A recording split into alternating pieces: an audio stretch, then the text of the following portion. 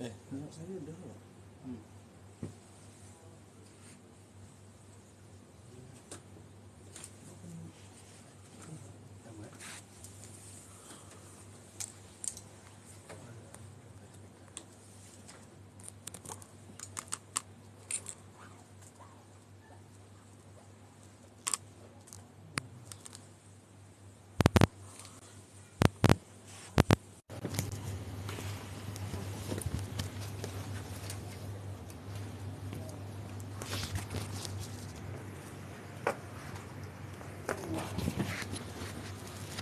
Mana soal ini? Mana soal ini? Kata asal.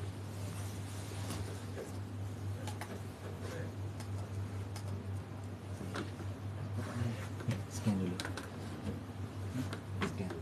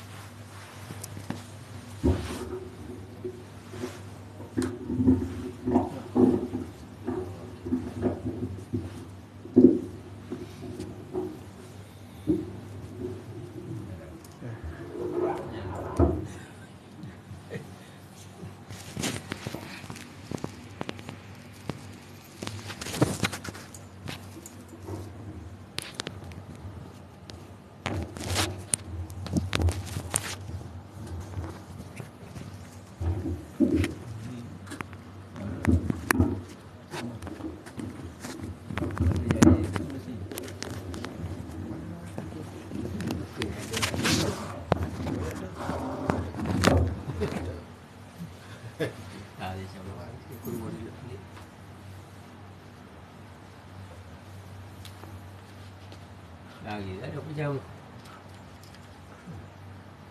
Jauh lagi.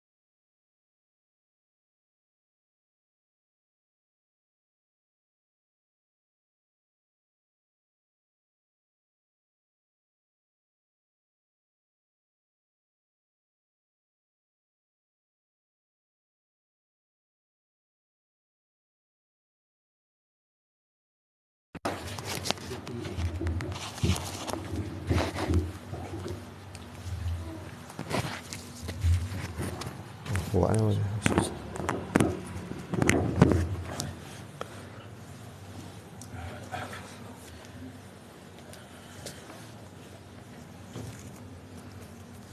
Bismillahirrahmanirrahim. Assalamualaikum warahmatullahi taala wabarakatuh. Alhamdulillah. Baiklah, sama-sama kita membuka sesi kita pada petang ini insya-Allah dengan sama-sama membaca surah Al-Fatihah. أعوذ بالله من الشيطان الرجيم بسم الله الرحمن الرحيم الحمد لله رب العالمين الرحمن الرحيم مالك يوم الدين إياك نعبد وإياك نستعين اهدنا الصراط المستقيم صراط الذين أنعمت عليهم غير المغضوب عليهم ولا الضالين Sadaqallahul azim. Amin amin ya rabbal alamin. Yang berhormat Datuk Haji Abdul Qadir Nik Muhammad, Timbalan Mufti Kerajaan Negeri Kelantan, Al-Fadhil Ustaz Wan Nazri Muhammad Nur, Sebagai Fatwa Jabatan Mufti Negeri Kelantan, Al-Fadhil Ustaz Akil selaku pengkuliah kita pada petang ini insya-Allah, tuan-tuan, rakan-rakan warga kerja Jabatan Mufti Negeri Kelantan. Insya-Allah pada petang ini kita akan sambung balik siri kapsul Ramadan kita, yang mana hari ini insya-Allah kita akan menyentuh berkaitan dengan bilangan pemuda kahfi, yang mana ayat yang akan kita tadabbur pada petang ini insya-Allah. 22 sudah? 22 sudah? Bilangnya mana? Ringkas sikit. Pada ayat lebih kurang dah 21 dan 22. Insya-Allah hari ini ayat 22. Pada siri Ramadannya hari ini kita lapar Ramadan bersamaan dengan 30 Mac. Siri kapsul Ramadan kita lah siri yang ke-6. Jadi untuk tidak melengahkan masa, saya dengan segala hormat yang menjemput dan persilakan Al-Fadhil Ustaz Akil untuk menyampaikan tazkirah beliau. Dengan segala hormat dipersilakan. Assalamualaikum warahmatullahi wabarakatuh.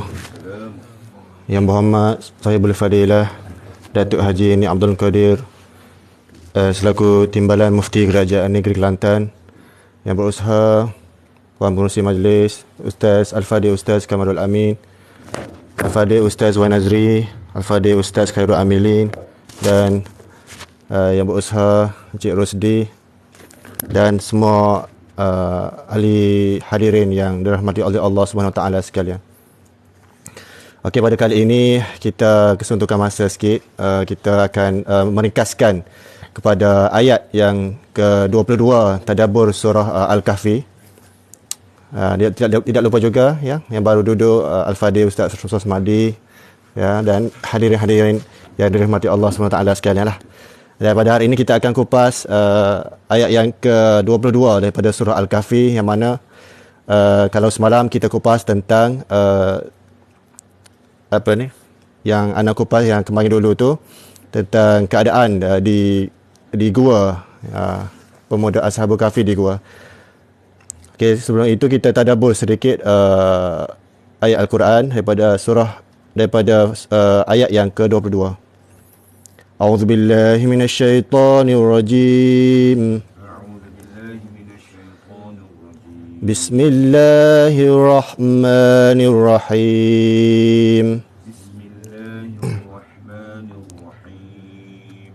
Sayaquluna thalathatun rabi'uhum kalbuhum.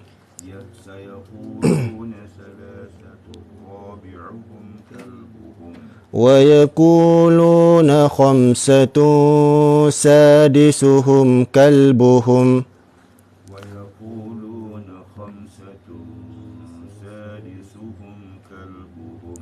ويقولون خمسة سادسهم كلبهم رجما بالغيب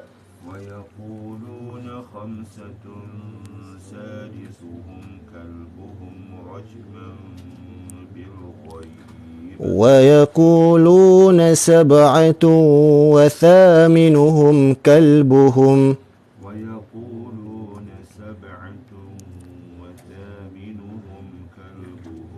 قل ربي أعلم بعدتهم ما يعلمهم إلا قليل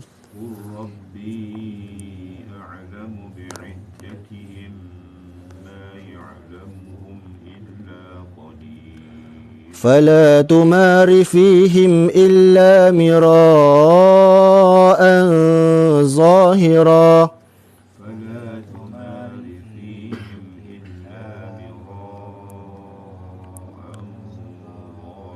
ولا تستفت فيهم منهم أحدا. صدق الله العظيم. Baiklah, Allah SWT menyebut sayaquluna thalathah. Ada di antara mereka yang akan kata pemuda-pemuda gua itu ada 3 orang. Dan mereka yang berkata itu terdiri daripada golongan Yahudi yang mendakwa hal itu pada zaman Nabi Muhammad SAW. Ada yang mendakwa tiga orang pemuda Ashabul Kahfi. Sayaquluna thalathah. Jadi Allah memaklumkan, memberitahu bahawa akan ada daripada kalangan manusia yang berkata bilangan pemuda itu 3 orang semuanya. Yang berkata dalam ayat ini adalah golongan Yahudi. Jadi maklumat tentang adaduhum, bilangan mereka, adadu ashabil kahfi, tidak diketahui dengan umum kerana ia sudah berlalu masa yang sangat lama. Jadi maklumat tentang mereka sudah pun menjadi ibham, menjadi mubham, menjadi sama-sama. Rabi'uhum kalbuhum, dan ada juga dalam kalangan orang Yahudi itu mengatakan bahawa golongan Ashabul Kahfi dan keempatnya adalah anjing mereka. Rabi'uhum kalbuhum. Ketiga pemuda dan keempatnya adalah termasuk anjing mereka yang bernama Kitmir. Ada riwayat yang dikatakan riwayat bernama Humran. Ada riwayat mengatakan ia bernama Kitmir. Wa yaquluna khamsah, dan ada pula yang kata mereka itu 5 orang. Tadi dikatakan 3 orang pemuda, sekarang pendapat yang kata ada 5 orang pula. Sadisuhum kalbuhum, dan yang keenam itu ialah anjing mereka. Rajman bil ghaib. Jadi itu semua adalah tekaan tanpa dalil tentang perkara-perkara gaib. Rajman bil ghaib bermaksudnya al-kalam la yufid, ataupun al-kalam bila dalil. Rajman bil ghaib. Tidak patut diperkatakan suatu yang seperti itu. Al-kalam bila haq, yang tidak benar. Rajman bil ghaib. Jadi Allah memberitahu dua pendapat di atas hanyalah tekaan orang Yahudi pada masa itu saja. Kerana pada asalnya mereka ini tidak mengetahui apa-apa. Hanya meneka saja tentang bilangan pemuda Ashabul Kahfi pada zaman itu. Jadi kalimah rajman bil ghaib adalah perbuatan melempar, yakni melempar ke sesuatu tempat yang tidak diketahui. Yarmi syai' ila al-makan la yu'raf. Sama ada lemparan itu ada hadafnya, ada sasarannya atau tidak. Ataupun perbuatan seorang yang melempar dalam gelap. Kalaupun kena pun lemparan itu hanyalah sebagai satu kebetulan. Kalau kenalah, yang melempar tidak tahu sama ada itu tepat atau tidak. Maknanya mereka Yahudi pada masa itu hanya meneka. Ada yang kata 3, ada yang kata 5. Hanya meneka, tekaan semata-mata.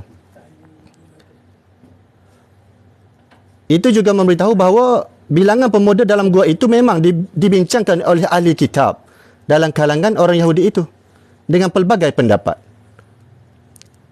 Dan pendapat itu tidak benar kerana mereka bergantung kepada maklumat yang tidak sahih. Wa yaquluna sab'ah, dan ada yang kata mereka itu 7 orang. Dan sekarang Allah SWT menyebut pendapat yang ketiga pula. Ini golongan yang lain pula daripada golongan Yahudi. Jadi setelah Allah SWT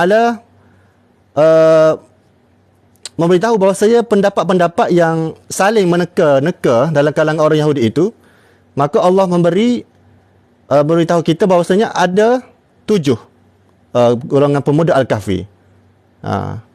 Bilangan yang baru ada 7. Wasaminuhum kalbuhum, dan yang ke-8 itu adalah anjing mereka. Dan kali ini Allah tidak menafikan bilangan yang ini. Wasaminuhum kalbuhum. Allah tidak kata rajman bil ghaib. Allah tidak kata ini adalah satu tekaan. Tidak kata suatu yang al-kalam bila haq. Maka ini bermaksud apabila tidak ada pembatalan oleh Allah SWT, bermaksud ini adalah lebih dekat kepada kebenaran. Maka oleh sebab itulah ana ada beritahu pada ceramah yang pertama bahawasanya Sayyidina Ibn Abbas radhiyallahu anhuma mengatakan bahawa dia tu termasuk dalam kalangan golongan yang illa qalil, golongan yang sedikit yang dinyatakan oleh Allah SWT. Ana minal qalil, kata Ibn Abbas. Tidak semua orang yang tahu, kecuali orang-orang yang sedikit pengetahuannya tentang perkara hal gaib. Kerana hal-hal bilangan pemuda Ashabul Kahfi ini sebenarnya kalau kita buat kajian pun tak ada faedah. Sebab tidak ada faedah untuk kita berfikir tentangnya. Yang penting ialah kisah Ashabul Kahfi itu, bukannya bilangan. Yang penting ibrah daripada kisah Ashabul Kahfi. Sebab itulah ada 3, 5, termasuk dengan anjing 4, 5 jadi 7, dan 7 jadi 8. Maka yang akhir ini al-maskut. Allah diamkan. Dan tidak ada perkataan rajman bil ghaib. Last sekali Allah kata, dan Allah juga tidak menafikan bilangan yang ini. Jadi besar kemungkinan bilangan 7 orang pemuda Ashabul Kahfi ini adalah bilangan yang betul. Kerana Allah membezakan antara pendapat yang meneka saja dan pendapat yang betul. Qur rabbi a'lam bi'addatihim. Qur rabbi a'lamu bi'addatihim. Dalam ayat 22 tadi, katakanlah, Tuhanku lebih mengetahui jumlah mereka sebenarnya. Ini adalah isyarat bahawa yang terbaik dalam hal ini adalah yakni raddul ilm ila tabaraka wa ta'ala, ila Allah subhanahu wa ta'ala. Mengembalikan ilmu itu kepada Allah subhanahu wa ta'ala. Tidak perlulah kita tadqiq wa ta'miq dan membazirkan masa dalam fi amrin la yufid. Perkara yang tidak berfaedah. Jadi ada Ashabul Kahfi ini perkara yang tidak ada faedah untuk kita maknanya mencari ketepatan pada angka itu.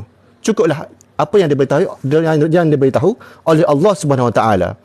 Walau bagaimanapun untuk kita membincangkan tentangnya perlu dulu mengetahui samratul khilaf. Apa itu khilaf dalam kalangan para ulama? Samratul khilaf dan jenis-jenis pendapat yang diberitahu oleh ulama tentang bilangan pendapat yang diberitahu oleh ulama tentang bilangan Ashabul Kahfi. Ma ya'lamuhum illa qalil. Yang inilah merujuk kepada Ibnu Abbas tadi. Apabila Ibnu Abbas membaca ayat ini, Ibnu Abbas mengatakan bahawasanya akulah daripada golongan yang qalil itu. Ana minal qalil, kata Ibnu Abbas radhiyallahu anhuma, tidaklah yang mengetahuinya melainkan sedikit saja daripada kalangan manusia.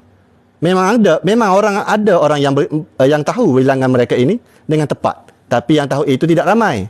Illa qalil. Ibnu Abbas dalam riwayat yang sahih mengatakan bahawa dia adalah antara orang yang tahu tentang bilangan mereka. Dia mengatakan bahawa jumlah mereka adalah seramai 7 orang. Sama seperti yang dikatakan dalam pendapat ketiga ini. Maka pendapat yang orang Yahudi tersebut adalah terbatal. Yang terakhir itulah yang benar. Walaupun ada yang mengatakan, menyandarkan bahawa 8 orang pemuda termasuk dengan anjing, jadi selain daripada itulah, lebih saja 9. Fala tumarin fihim, maka janganlah kamu bertengkar tentang mereka. Jangan duk sibuk, jangan duk cara benda-benda gini. Oleh sebab bilangan ini tidak penting. Maka kalau ada orang yang kata bilangan mereka sekian banyak, berapa-berapa, sekian, mereka tidak perlu nak mujadalah, wala muriyah, wala mujadalah. Kecuali watujadilhum billati iha ahsan, kecuali berhujah dengan orang-orang Yahudi itu tentang perkara yang boleh membawa kepada kebenaran. Kan ia bukan perkara yang penting. Yang lebih penting ialah pengajaran yang kita boleh ambil daripada kisah Ashabul Kahfi. Illa mira'an zahira, dalam ayat tadi, melainkan perkara yang zahir saja. Jadi Allah mengajar kita bahawa tak perlu nak berbahas tentang perkara yang tidak ada ilmu. Perkara yang jadi kita nahkum wallahu yatawalla sarail, nahnu nahkum bizawahir. Maka kita berbincang tentang perkara yang luaran saja, surface saja. Maka yang lain-lain itu, yang mendalam itu, kita tafwidun ilallahi subhanahu wa ta'ala, serah kepada Allah subhanahu wa ta'ala.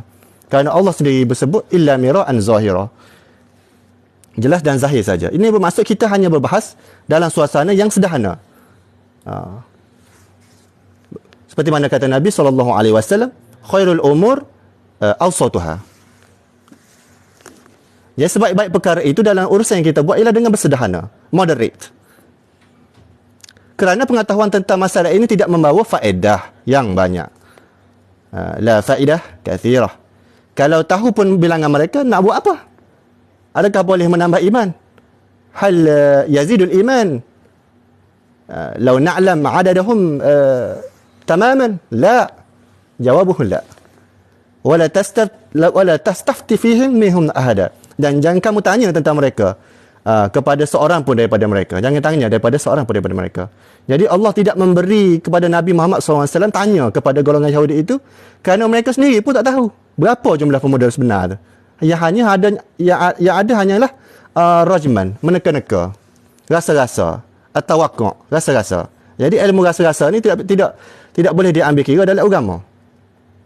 Seperti juga ilmu mimpi, hujah mimpi tidak boleh diambil kira dalam agama, melainkan bersumberkan ialah Alkitab was sunnah wal ijma' wal qiyas, dan dari dalil syarak. Jadi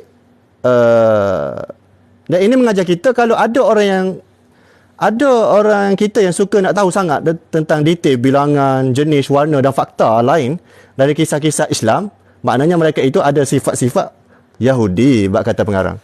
Kerana Yahudi suka maklumat sebegitu.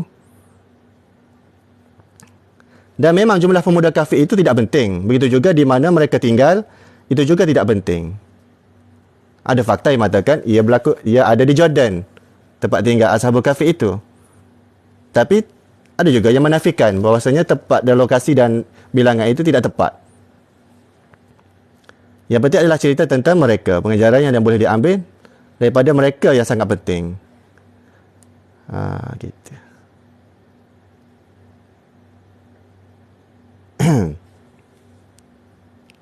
Sekejap Jadi kata Ibnu Katsir rahimahullah ta'ala,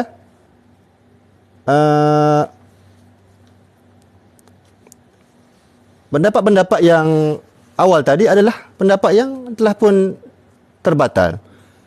Ayu qawlan bila ilm, satu pendapat yang tanpa ilmu.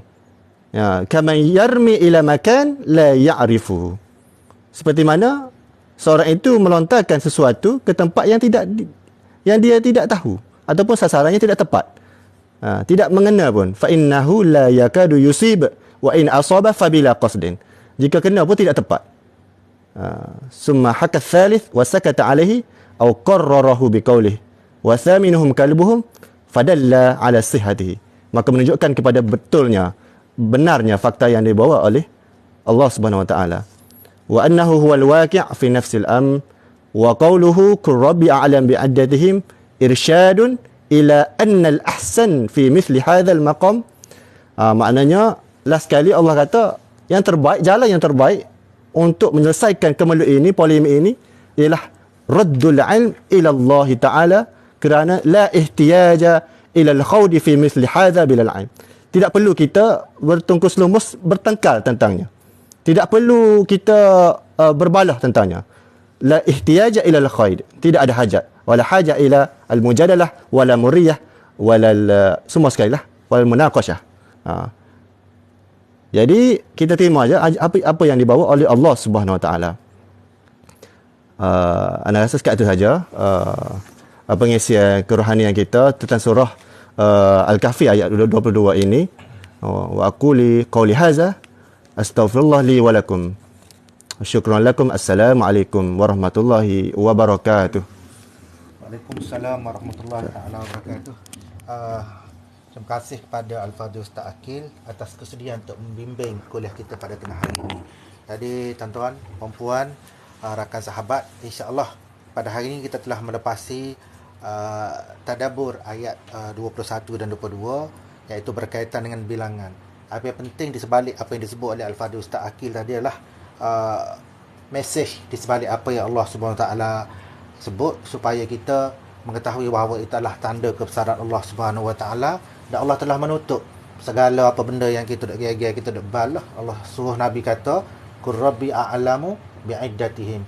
Maknanya kita kena terima hak itulah, daripada kita buang masa, daripada kita dikatakan sebagai orang yang menyerupai sebagaimana orang yang terdahulu yang rugi buang masa saja. InsyaAllah hari ini kita ambillah mesej yang terbaik, kita tadabburlah satu persatu ayat, telusuri keindahan bahasa Al-Quran sebagaimana disebut bilangan-bilangan. Kalau kita kecek biasa kita tak sebut kata ayat lagu tu, tapi Allah mari dengan keadaan yang baik insya-Allah.